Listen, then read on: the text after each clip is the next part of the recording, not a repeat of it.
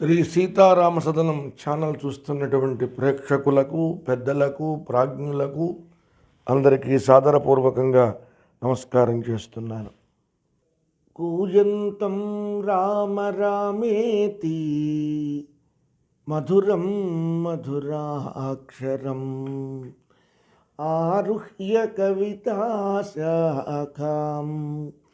వందే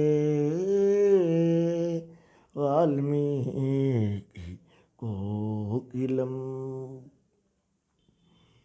హనుమంతుడు మండోదరిని చూశాడు.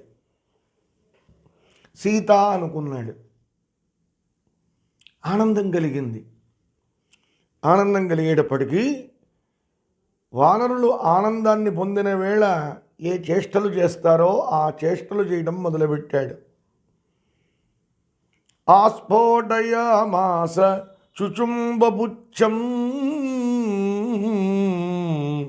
నంద చిక్రీడ జగౌ జగామ స్తంభానరోహన్ నిపపాత భూమౌ నిదర్శయన్ స్వాం ప్రకృతిం కపీనాం.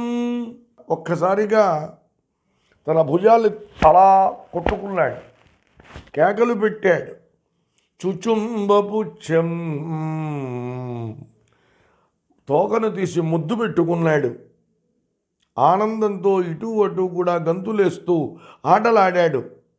స్తంభాన్ ఆరోహన్, స్తంభాలు ఎక్కాడు. ఎక్కినవాడు మళ్ళీ జారచ్చు కదండి. నిపపాత భూమౌ, ఒక్కసారి పైనుంచి కిందకు దూకాడు. ఏమిటిది, ఈ లక్షణాలు ఏమిటి అంటే నిదర్శయన్ స్వాం ప్రకృతిం కపీనాం.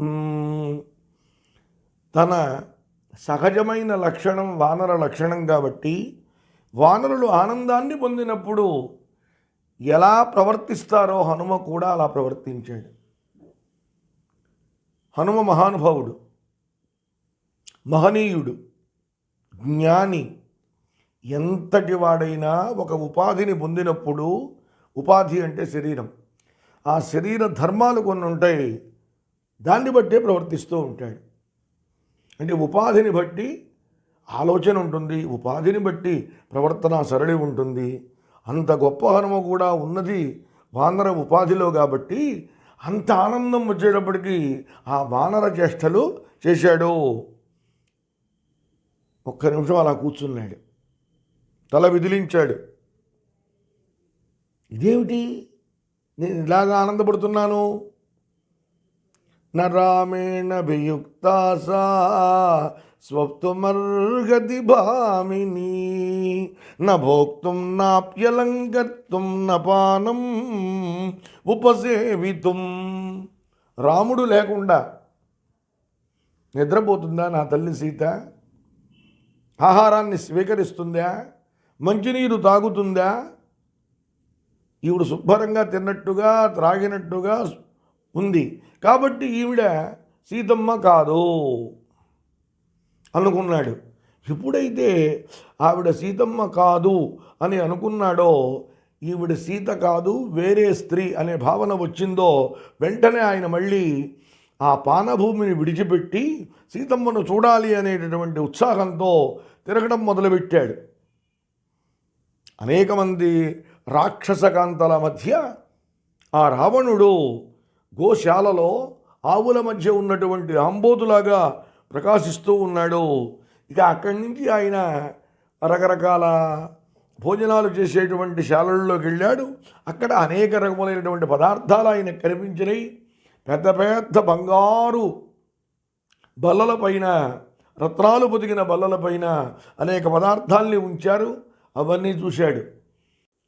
మళ్ళీ ఒకసారి అంతఃపుర కాంతా పరివారాన్ని చూసేటప్పుడు హనుమకు సందేహం కలిగింది. ఇదం ఖలు మమాత్యర్థం ధర్మలోపం కరిష్యతి. ఇదేమిటి, పరకాంతలు పరభార్యలు నిద్రపోతూ ఉండగా చూడకూడదు కదా, నేను చూస్తున్నాను. దీనివల్ల నాకు ధర్మలోపం ఏమన్నా కలుగుతుందా? ఎందుకనంటే మరి ఆడవాళ్ళు నిద్రపోతూ ఉండగా చూడకూడదు అని శాస్త్రం చెబుతూ ఉంటే శాస్త్రానికి విరుద్ధంగా ప్రవర్తించానే అనుకుని ఒక మాట అనుకున్నాడు హనుమంతుల వారు. ఇంతమంది స్త్రీలను నేను చూశాను, కన్ను చూస్తుంది ఇబ్బంది లేదు, కానీ కన్ను వెనక ఉన్న మనస్సు యొక్క భావాన్ని బట్టి ఉంటుంది ఈ చూపు సరి అయిందా కాదా అనేది. కామం దృష్టా మయా సర్వా విశ్వస్తా రావణ స్త్రియ. అపారమైనటువంటి నమ్మకంతో ఎవరూ ఇక్కడికి రారలేనటువంటి ధైర్యంతో హాయిగా నిద్రపోతున్నారు రావణుని స్త్రీలు. వాళ్ళందరినీ చూసినా, వాళ్ళు ఎలాంటి పరిస్థితుల్లో ఉండగా చూసినా, నగిమే మనసః కించిత్ వైకృత్యం ఉపపద్యతే, నా మనస్సు ఎటువంటి వికారమును పొందలేదు. ఎందుకంటే ఎవ్వరికైనా సరే ఇంద్రియాలు ప్రవర్తించేటువంటి విషయంలో మనోహికేతు సర్వేషాం ఇంద్రియాణం ప్రవర్తనే, అందరికీ కూడా ఇంద్రియ ప్రవర్తనకు మూలభూతమైనటువంటిది, కారణభూతమైనటువంటిది ఏది అంటే కేవలం మనస్సు మాత్రమే. కానీ నాకు వీళ్ళందరినీ కూడా చూసినప్పుడు నా మనస్సు ఎటువంటి వికారములకు లోను కాలేదు, నిశ్చలంగా ఉంది, మంచి మార్గంలోనే ఉంది. అదీగాక కనబడకుండా తప్పిపోయినటువంటిది స్త్రీ. స్త్రీని స్త్రీలలో వెతకాలి కానీ వేరొక జాతిలో వెతకడానికి వీలు లేదు. ఒక లేడి తప్పిపోతే లేళ్లల్లోనే వెతకాలి, అది ధర్మం. అందుకని ఆయన అనుకున్నాడు, నేను చేస్తున్న పని ధర్మభూయిష్టమైనదే, ధర్మబద్ధమైనదే. ఇంతమంది ఆడవాళ్ళు ఇన్ని రకాలుగా ఉన్నా నా మనస్సు ఎటువంటి వికారమును కూడా పొందలేదు కాబట్టి దోషము లేదు అనుకుని హనుమంతుల వారు ముందుకు సాగారు. అనేక గృహాల్ని చూశాడు ఆ మహానుభావుడు, కానీ ఎక్కడా కూడా సీతమ్మ తల్లి కనిపించలేదు. ధ్రువం న సీతాధ్రియతే యథానమే విచిన్వతో దర్శనమేతి మైథిలి. అయ్యో, ఎంతోమందిని చూశాను, ఎన్నో భవనాలు చూశాను, ఎక్కడా కూడా నా తల్లి సీత కనిపించలేదు. ఇంతమందిని చూసినా నా తల్లి కనపడలేదు అంటే ఒకవేళ ఆవిడ ప్రాణాలతో లేదేమో, ఉంటే నాకు ఆమె దర్శనం ఎందుకు కాకుండా ఉంటుంది అని రకరకాలుగా ఆయన భావన చేస్తూ నిర్వేదాన్ని పొందాడు. అంతలో ఉత్సాహం అంతా పోయింది, నీరు గారిపోయింది. అనుకుంటున్నాడు, నేను తిరిగి వెళితే జాంబవంతుడు ఏమంటాడు, హనుమా నీవు వెళ్ళిన పని ఏమైంది అంటాడు. అంగదుడు అదే ప్రశ్న వేస్తాడు. వానర వీరులంతా అదే అడుగుతారు. వాళ్ళకి ఏమని సమాధానం చెప్పేది? ఇలా దిగులు పడ్డాడు హనుమ. దిగులు పడ్డ హనుమ మళ్ళీ తల విదిలించాడండి. ఇది మనకు కావలసింది. కొన్ని సందర్భాలలో పని చేస్తున్నప్పుడు ఆ పని సవ్యంగా కాకపోయినా, లేక ఆ పనిలో విజయం నెరవేరకపోయినా వీళ్ళేమనుకుంటారో వాళ్ళేమనుకుంటారో అనేటువంటి భావన రావడం తథ్యం. కానీ ఆ భావాన్ని పక్కన పెట్టి మళ్ళీ నేను విజయాన్ని పొందాలి, ఒకవేళ పరాజయమును పొందినా విజయాన్ని పొందడానికి అడుగు ముందుకు వేయాలి. అంతేగాని భయాన్నో బాధనో పొంది ఉండకూడదు. భయాన్ని పొందామా, బాధను పొందామా, అతడు ఖచ్చితంగా మనస్తాపానికి లోనవుతాడు. మనస్తాపానికి లోనైనటువంటి మనస్సు జీవితం మీద రోసిపోతుంది. జీవితం మీద రోసిన మరుక్షణం ఆత్మహత్యా ప్రయత్నానికి సిద్ధపడతారు. అందుకని హనుమంతుడు అంటున్నాడు, అనిర్వేద శ్రేయో మూలం అనిర్వేద పరం సుఖం. ఎప్పుడూ కూడా నిర్వేదం అంటే చెప్పాను ఇందాకన, ఉత్సాహం లేకపోవడం, దుఃఖాన్ని పొందటం. చక్కగా ఉత్సాహాన్ని పొందటమే, ధైర్యంతో ఉండటమే సర్వ సంపదలకు కూడా మూలభూతమైనటువంటిది. ఆ ఉత్సాహాన్ని మించినటువంటి ఐశ్వర్యం లేదు. సర్వ సుఖాలకు మూలభూతం అదే. మళ్ళీ వెతుకుతాను, మళ్ళీ చూస్తాను, ఏమైనా సరే సీతమ్మ తల్లిని చూడవలసిందే, మళ్ళీ వెతకవలసిందే అనుకున్నాడు. ఉత్సాహాన్ని తెచ్చుకున్నాడు. మళ్ళీ తిరగడం మొదలుపెట్టాడు ఆంజనేయ స్వామి. తిరుగుతున్నాడు. మళ్ళీ ఒక పర్యాయం స్త్రీలను అందరినీ కూడా చూసి వచ్చాడు. నతు సా జనకాత్మజా, ఎక్కడా కూడా సీతమ్మ తల్లి కనపడలేదే. ఎంతోమంది నాగకన్యల్ని హనుమంతుల వారు చూశారు. సీతమ్మ తల్లి దర్శనమివ్వలేదే. ఇలాంటి స్థితిలో హనుమంతుల వారు ఉండగా ఆయన చాలా దుఃఖాన్ని పొందాడు.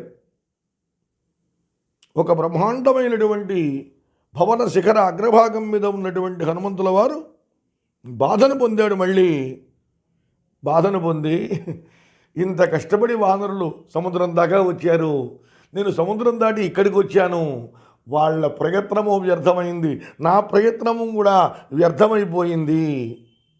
ఒకవేళ సీతమ్మ తల్లిని, మహానుభావురాల్ని ఆ దుర్మార్గుడైనటువంటి రావణాసురుడు ఆకాశ మార్గంలో తీసుకుని వెళుతూ ఉన్న తరుణంలో అపారమైనటువంటి అగాధమైనటువంటి అలలతో భయంకరంగా ఉన్నటువంటి ఆ సముద్రాన్ని చూసి నా తల్లి సీతమ్మ గుండె పగిలి మరణించలేదు కదా? ఒకవేళ మరణించిందా? లేకపోతే రావణాసురుడు అపారమైనటువంటి వేగంతో వెళుతున్న మరుక్షణంలో తానేమన్నా ప్రాణాలని విడిచిపెట్టిందా? లేదా దిక్కు లేక, కాపాడేవాళ్ళు లేక నా తల్లి తన శీలాన్ని కాపాడుకోవాలి అనేటటువంటి ప్రయత్నంలో ఈ రావణాసురుడి చేతనే భక్షించబడిందా? కాకపోతే ఈ రావణుని భార్యలు రాక్షస స్త్రీలు ఎవరన్నా సీతమ్మ తల్లిని చంపేసి భక్షించారా? లేక హా రామ లక్ష్మణేత్యేవం హాయోధ్యే చేతి మైథిలి, హా రామచంద్ర, హా లక్ష్మణ, అయ్యో అయోధ్య అని రకరకాలుగా విలాపాలని పొందినటువంటి సీతమ్మ న్యస్తదేగా భవిష్యతి, తన శరీరాన్ని విడిచిపెట్టిందా? మళ్ళీ హనుమంతుల వారు ఇటు వెళుతున్నారు ఆలోచనలో, సీతమ్మ లేదేమో అన్న ఆలోచనలోకి వెళ్ళిపోతున్నారు. ఇలా అనుకుని మమేదం లంఘనం వ్యర్థం, ఛ ఛ ఛ, ఇంత కష్టపడి సముద్రం దాటి వచ్చాను, నా లంఘనం వ్యర్థమైపోయింది. లంకలో అడుగుపెట్టాను, లంకలో రాక్షసుల గృహాల్ని చూశాను, అంతా కూడా వ్యర్థమైపోయింది. కిం వం వక్ష్యతి సుగ్రీవక, తీరా వెళితే సుగ్రీవుడు ఏమడుగుతాడు నన్ను, అంగదుడు ఏమడుగుతాడు, రామలక్ష్మణులు ఏమడుగుతారు, నాయనా హనుమా నా సీతను చూశావా అని రాముల వారు అడిగితే నేను చూడలేదు అన్న మరుక్షణం ఆయన ప్రాణం విడుస్తాడు. ఆయన ప్రాణం విడవంగానే ఆయన యందు అపారమైనటువంటి ప్రేమ ఉన్నటువంటి లక్ష్మణస్వామి ప్రాణం విడుస్తాడు. ఈ వృత్తాంతం తెలుసుకుని భరతుడు, శత్రుఘ్నుడు ప్రాణాలు విడుస్తారు. అది చూసి వాళ్ళ తల్లులు కౌసల్య, సుమిత్ర, కైకేయి ప్రాణాలు విడుస్తారు. ఇది చూసి అయోధ్యాపురవాసులందరూ కూడా ప్రాణాలు విడుస్తారు. మిత్రుడైనటువంటి రామచంద్రమూర్తి మరణిస్తే నా ప్రభువు సుగ్రీవుడు ప్రాణాలు విడుస్తాడు. యువరాజు అంగదుడు తండ్రి పోయిన దుఃఖంలో ఉన్నవాడు పినతండ్రి రక్షణలో ఇప్పుడిప్పుడే తేరుకుంటున్నాడు. పినతండ్రి కూడా పోయేటప్పటికీ అంగదుడు కూడా ప్రాణాలు విడుస్తాడు. తారా, రుమా ఇద్దరూ ప్రాణాలు విడుస్తారు. మహారాజు లేకపోయేసరికి ఈ వానరులందరూ కొట్టుకుని పైనుంచి కిందకి దూకి రకరకాలుగా ప్రాణాలని విడుస్తారు. జరిగేది ఇది. అందుకు నేను ఒక పని చేస్తాను. ఇటువంటి అపారమైనటువంటి బాధ కలిగినటువంటి తరుణంలో వానరులు కొన్ని రకాలుగా ప్రాణాలని విడుస్తారు. విషం తాగి మరణిస్తారు, ఉరి వేసుకు మరణిస్తారు, అగ్నిలో దూకి ప్రాణార్పణం చేస్తారు, లేదా ఏ ఆహారము తీసుకోకుండా నిరాహారంతో ఉండి ఉండి కృషించి చనిపోతారు. నేను ఇక్కడి నుంచి గనక వెళితే జరిగే అనర్థం అది. ఇక్కడ ఉండి సీతమ్మను బతకడం అసంభవం కాబట్టి ప్రాణత్యాగం చేస్తాను అనుకొని ఇంకో మాట అనుకున్నాడు. నేను గనక ఇక్కడ ప్రాణత్యాగం చేస్తే నేను తిరిగి వస్తాను, సీతమ్మను చూశానన్న మంచి మాటను చెబుతాననే ఆశతో అయినా రామలక్ష్మణులు బతుకుతారు, నా వానర వీరులందరూ కూడా బతుకుతారు అనుకుని ఒక మాట అనుకున్నాడు. ఆత్మహత్య చేసుకోవడం దేనికి? చూడండి ఎంత గొప్ప మాట. ఆత్మహత్య చేసుకుందామని అనుకుని కూడా ఆత్మహత్య చేసుకోవడం దేనికి? తాపసో వా భవిష్యామి, ఒక తాపసిని అవుతాను, చెట్ల కింద కూర్చుని ఆ పళ్ళు తింటూ కాలక్షేపం చేస్తాను, వానరులు కూడా నేను వస్తాను అనేటటువంటి ధైర్యంతో ఉంటారు అనుకుని మళ్ళీ తల విదిలించాడు. ఇట్లాంటి ఆలోచనలు వస్తున్నాయి ఏమిటి నాకు ఇక్కడ, అక్కడ అలాంటి ఆలోచనలే వస్తాయి. హనుమంతుడు కాబట్టి తెప్పరిల్లగలిగాడు. వేరొకళ్ళు ఎవరైనా సరే స్త్రీలను చూసినటువంటి విషయంలో కామాసక్త మానసులు అవడమో లేకపోతే ప్రాణత్యాగం చేసుకోవడమో జరుగుతుందండి. వాడికి దాసుడైనా అవుతాడు, అర్ధకామాలకి లొంగనన్నా లొంగుతారు, లేదా ప్రాణత్యాగం అన్నా చేస్తారు బాధ తట్టుకోలేక. హనుమంతుడు ఒక్కడే మళ్ళీ మళ్ళీ ఆలోచన చేసి ఇది కాదు విధానం అనుకున్నాడండి. మనం కూడా అదే అనుకోవాలి. అంతటి వాడే అనుకున్నప్పుడు సామాన్య మానవులం మనం ఎంత. హనుమంతుల వారు అంటున్నారు ఇది కావాలి మనకి. వినాశే భగవో దోష జీవన్ భద్రాణి పశ్యతి. నేను గనక మరణిస్తే ఒకవేళ సీతమ్మ ఎక్కడన్నా ఉందేమో నేను చూడనటువంటి ప్రదేశంలో, నేను చూడని ప్రదేశంలో సీతమ్మ ఉంటే నేను దాన్ని వెతకకుండా ఇక్కడే కూర్చుని బాధపడుతూ ప్రాణత్యాగం చేస్తే ఏమవుతుంది? అనేకమైన దోషాలు సంభవిస్తాయి. బతికి ఉండాలి ఏ మానవుడైనా. బతికి ఉంటే వాడు భద్రాణి పశ్యతి, ఎన్నో శుభాల్ని వాడు చూస్తాడు.